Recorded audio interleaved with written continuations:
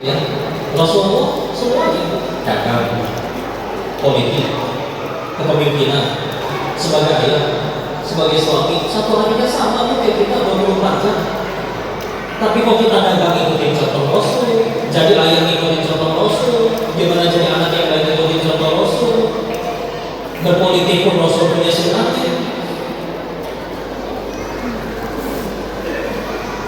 Kan yang pernah ada di acara Metro TV ya, izin mohon maaf, ada tokohnya di situ bertanya, koruptor juga sholat, tolong bujuk saya biar mau sholat. Gitu kan?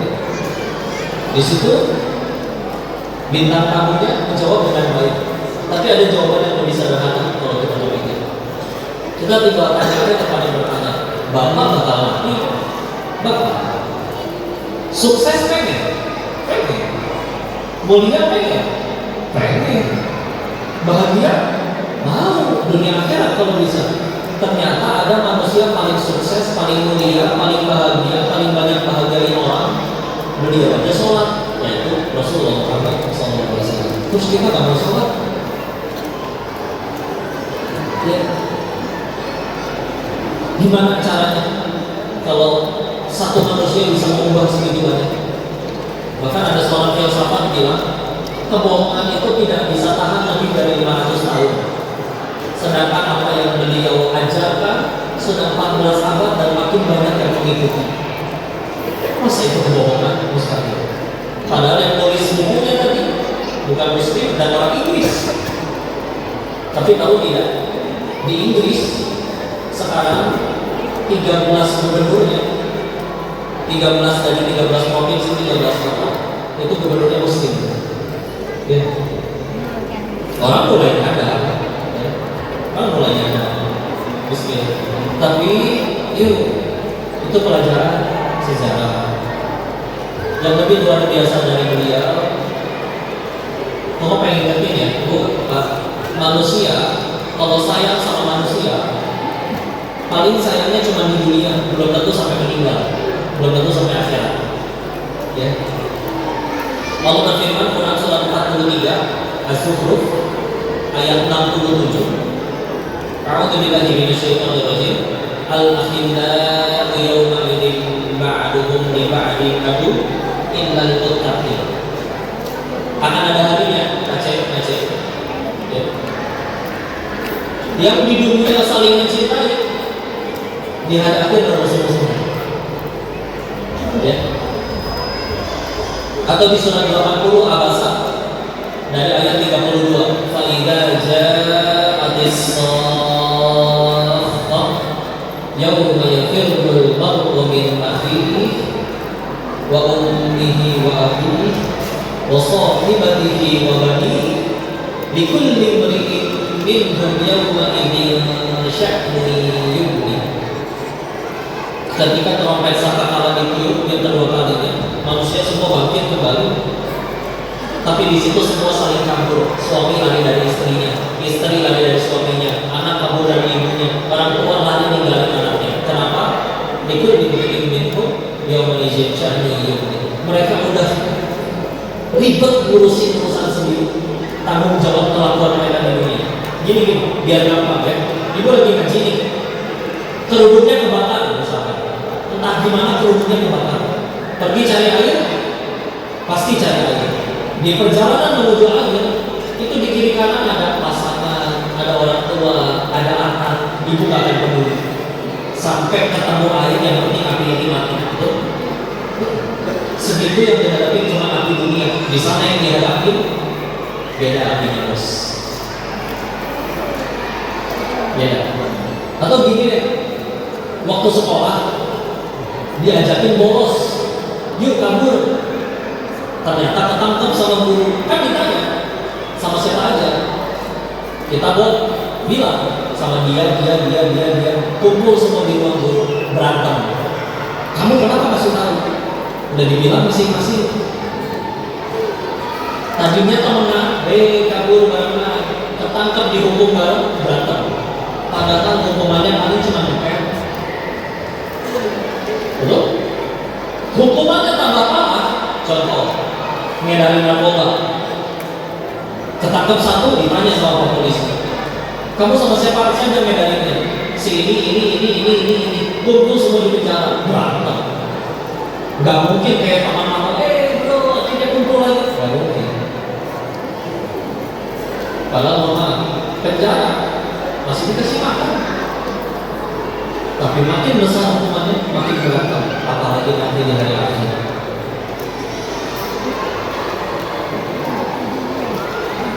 Waktu guru kami menjelaskan tafsir ayat yang tadi, Az-Zukhruf ayat 67, yang semua yang berbahagia, pemenang di dunia akan saling bermusuhan. Beliau menggambarkan seorang anak yang sudah besar, sudah wajib sholat, tapi dia ninggalin sholat.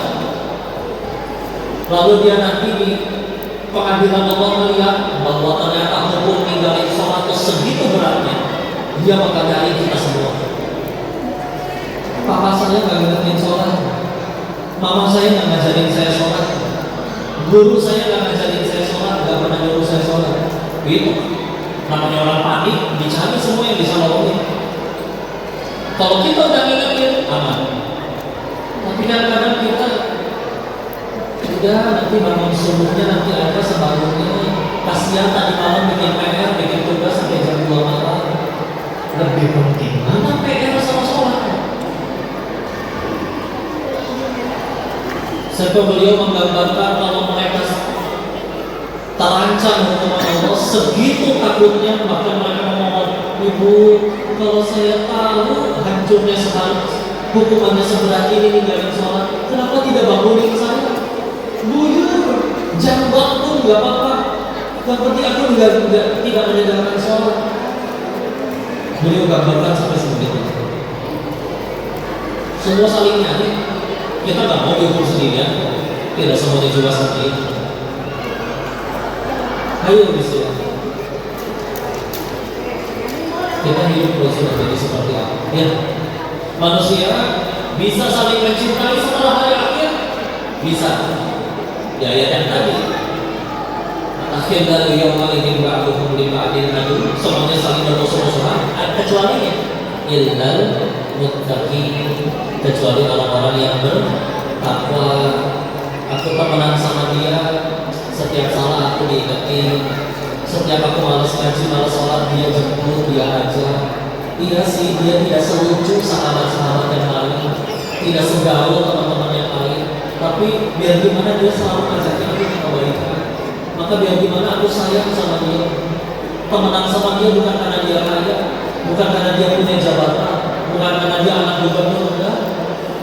Karena setiap kali ingat dia, ketemu dia, ngobrol sama dia, bikin aku ingin sama Allah. Itu teman-teman yang kayak gitu. Dan itu kerasa. Temenan ada maunya itu kerasa. Apalagi kalau mulutnya manis, memuji hanya untuk dijemurin, itu lebih terasa. Iya loh. Ibu, kok awet muda banget sih? Umurnya berapa? Kok bisa aja? Ibu udah 42 loh.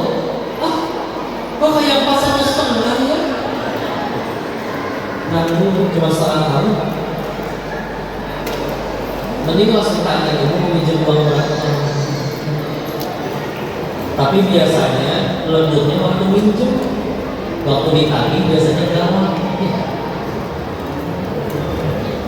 Kalau manusia bisa mencintainya di dunia, belum tentu saling cinta setelah mati. Rasul cinta kita pada 3 waktu.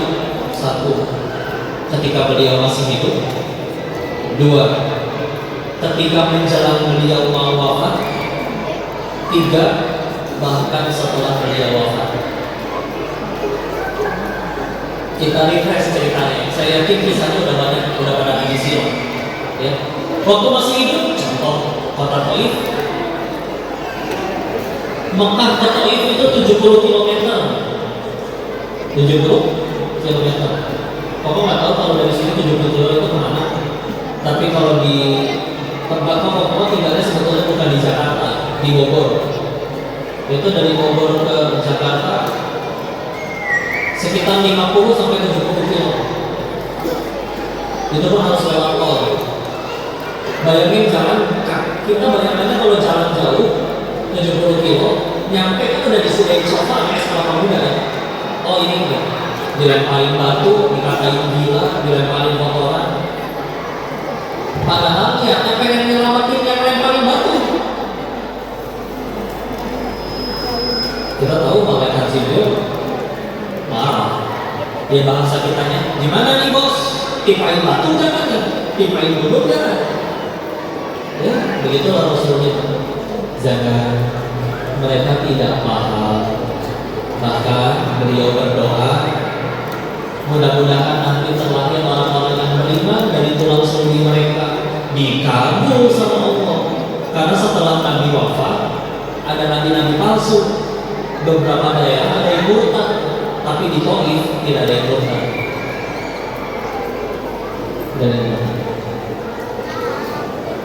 Setiap kali ketemu guru-guru yang dari Taif atau pernah belajar ke Taif, mereka semua cerita, andai aja dulu leluhur kami menerima Rasul, mungkin sekarang kota suci itu Makkah Taif bukan Makkah Madinah. Karena dari Makkah lebih dekat ke Taif daripada ke Madinah. Tapi karena diusir di Taif, akhirnya tujuan hijrah selanjutnya kemana? Yasrib. Akhirnya sekarang jadi Madinah. Ya sudah takdir Allah. Dan kita tahu takdir Allah itu yang terbaik. Cuman ini adalah andai-andainya mereka ini. Ya sudah di sini. Ya, sudah ada takdir Allah di sini.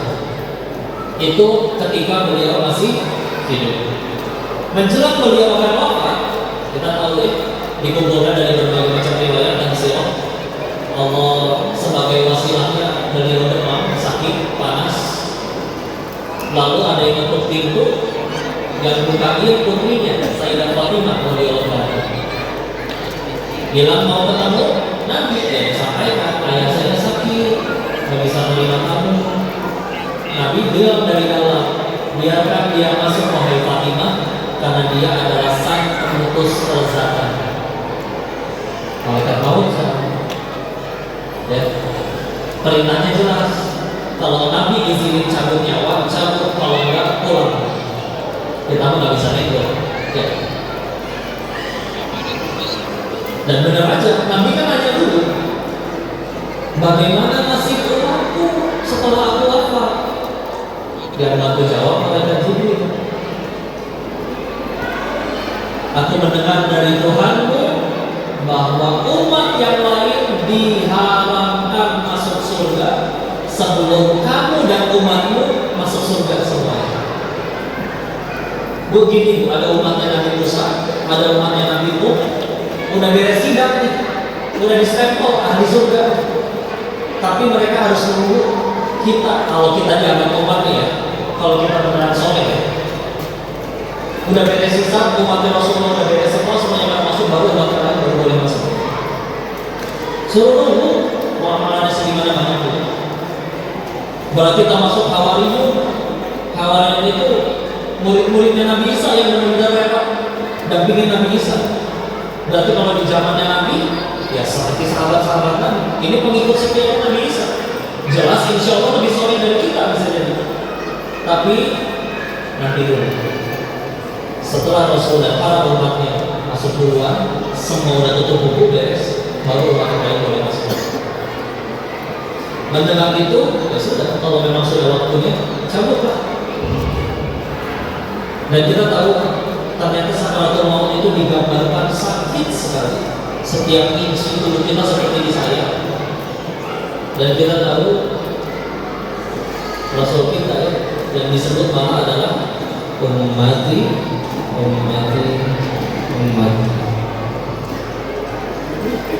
Kita yang dibikin, yang suka menunda sholat ya. Sekalinya sholat juga singkat, kuliah lagi zuhurnya kadang 2:30, asarnya 5:30, subuhnya sebangunnya sebagian duha 9:30. Dan istimewa kuliah sekalinya gantiin atau ya lebih pendek. Sekalinya sholatnya lama, sujud lama kalau rakaat ketiga. Karena dia lagi mikir, habis ini tasyahud apa berdiri? Gitu kita sholat. Dipikirin nggak? Dipikirin, enggak usah. Ya. Dan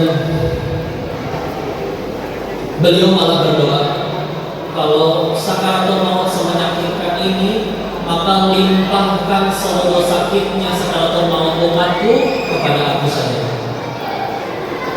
Makanya kalau ada orang yang meninggal, oh dia meninggalnya nggak kesakitan, mudah-mudah aja meninggalnya, tenang di atas kasurnya. Maka kata guru kami, bisa jadi doa Nabi di hari itu sudah dikabulkan karena sakitnya sudah ditanggung oleh beliau. Kok berarti nanti kita juga gak sakitnya gak mati? Ntar dulu, kita bisa ngaku jadi umatnya, tapi beneran diaku enggak? Contoh gini ya, Bapak kenal Cristiano Ronaldo? Kenal.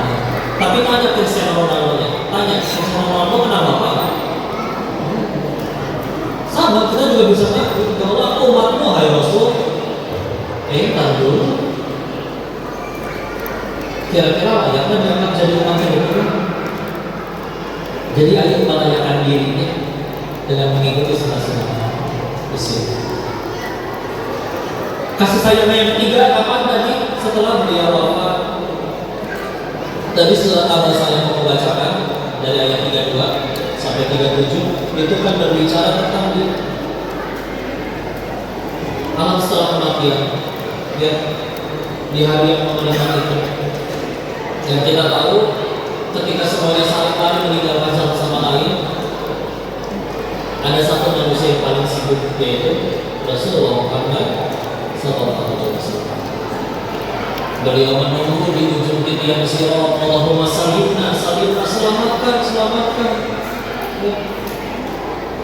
Bahkan di banyak riwayat diceritakan beliau sujud dengan sujud yang sangat lama. Allah berkata, bangun Muhammad, minta apa yang kamu mau, minta padaku akan kuberikan.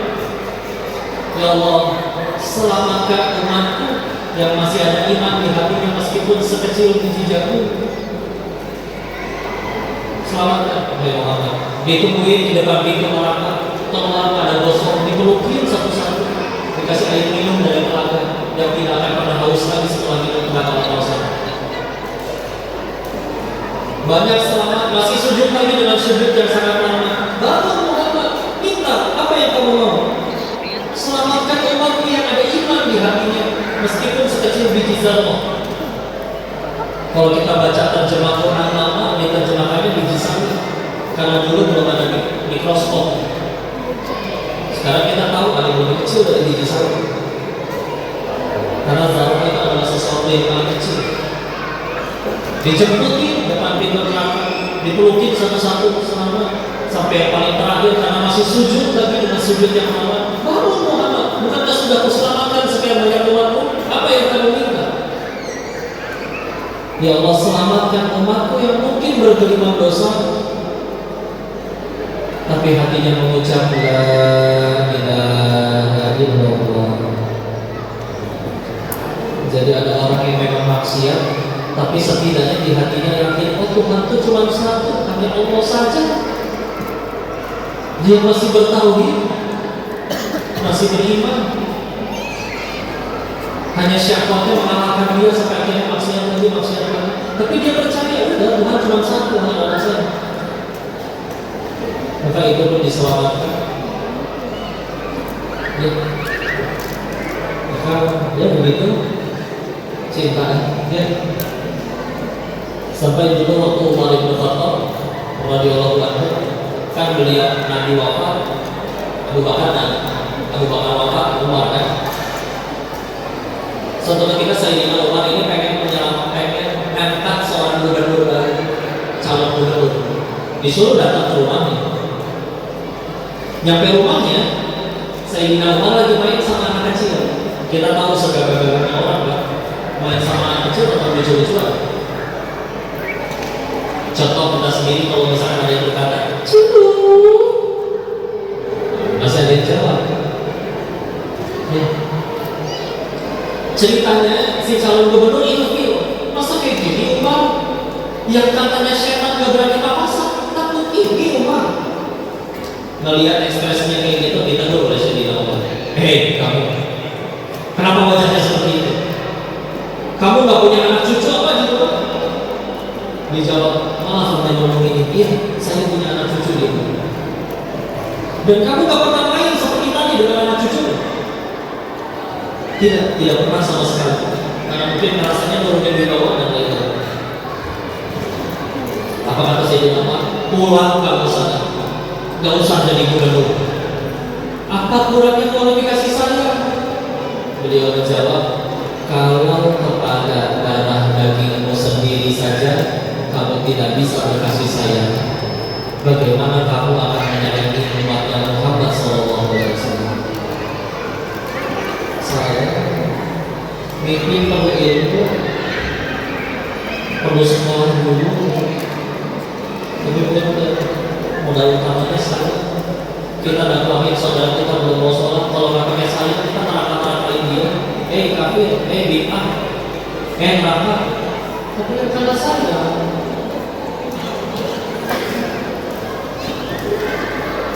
maka itu tambahkan kasih sayang. Betul. Jangan semakin jago ngajinya, semakin rajin pengajiannya, semakin pandai juga nyari kesalahan orang. Kok dia sesat, kalau memang dia salah kasih tahu, bisa jadi belum tahu dia. Masa sampai polis begitu? Yuk mendamaikan, betul. Namanya begini ibadah. Ada yang pernah lihat bulan purnama? Ada? Indah tidak?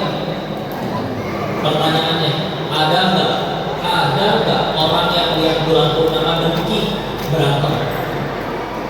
Bu, ibu nggak boleh ya lihat bulan itu. Yang boleh cuma saya atau enggak? Ada yang pernah ngomong gitu? Enggak. Semuanya lihat bulan barengan, kelihatan? Kelihatan. Yang penting tidak ketutupan genteng, kelihatan. Ya.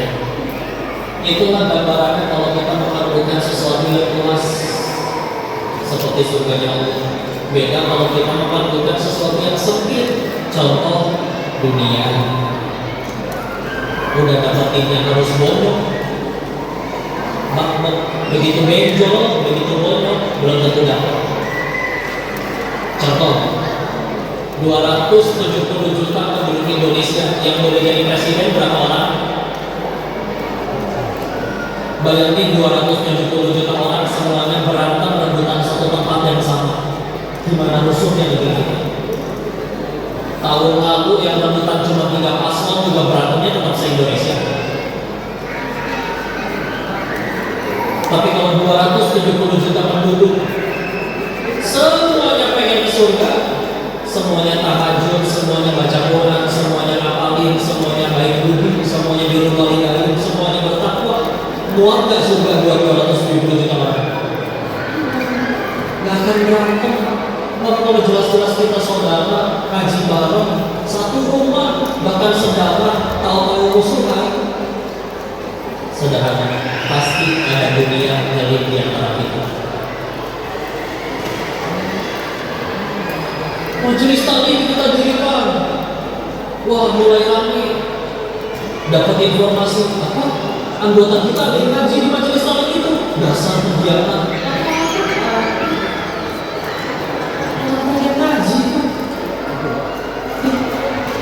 Rebutan apa?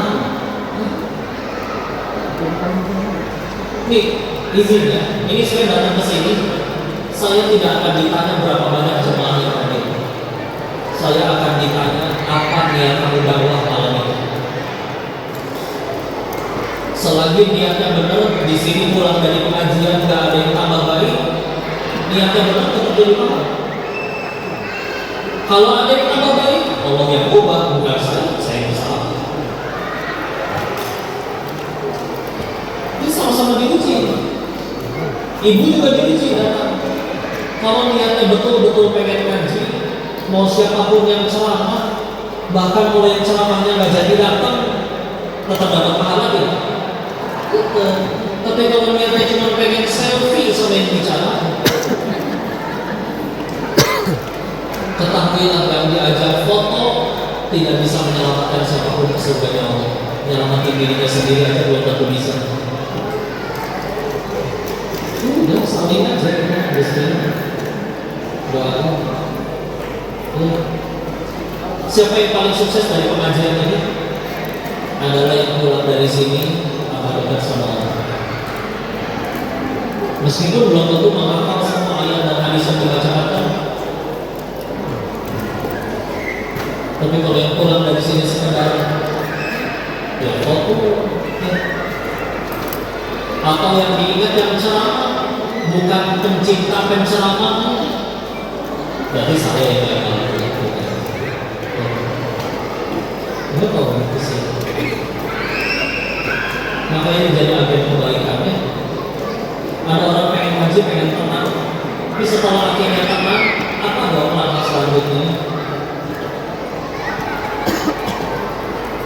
Nabi dan para pengikutnya udah jadi orang soleh, tapi ternyata gak cukup hidup mereka.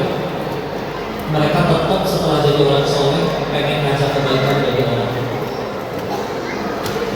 Ya kita udah tenang nih, ada orang pengen ngaji karena diputusin pacar, karena bangkrut, karena ditipu orang. Sekarang misalkan udah tenang, ya terus kita ngapain bagi orang lain? Itu jadi cahaya bagi orang. Ya. Damaikan. Sering-sering berpikir, ya Allah kalau Engkau mau bisa aku yang maksiat, mereka yang taat. Kalau Allah gak mau kita nyampe sini, gampang dibikin kunci motornya hilang. Ada yang kuncinya ada, motornya hilang. Ada yang kunci dan motornya ada, ibunya hilang. Diculik mantan. Ada yang kuncinya ada, motornya ada, ibunya ada, imannya yang hilang. Lebih repot. Mesti tetap kendaraan ada, tetap nomor lagi.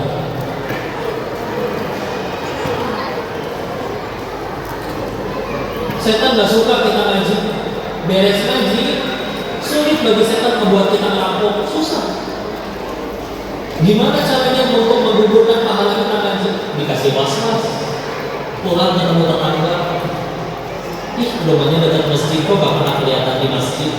Aku lebih mulia. Dalam hati gak ngomong.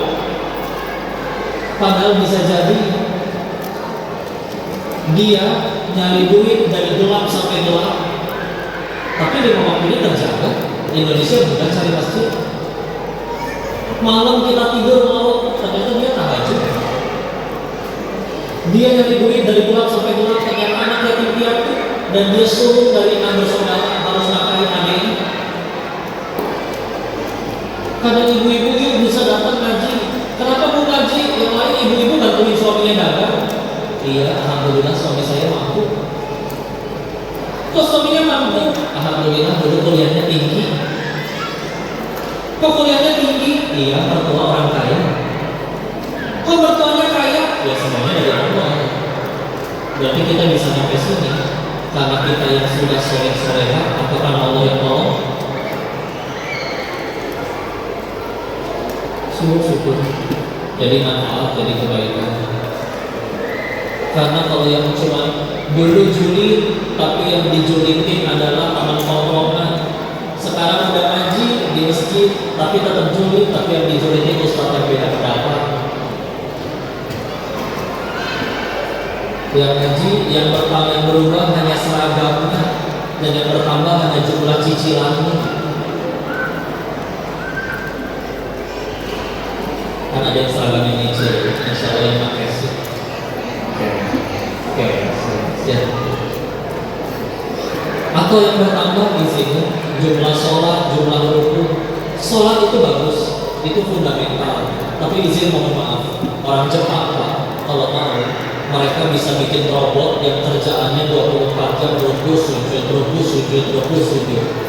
Tapi itu robot ngelihat ibu-ibu ketabrak, dia tidak akan nolongin. Dan kita tidak bisa menyebut, oh ini robot soleh, nggak bisa. Kita nggak pernah disuruh sama Allah 24 jam rukun sujud, nggak pernah. Yang wajib cuma 5 waktu.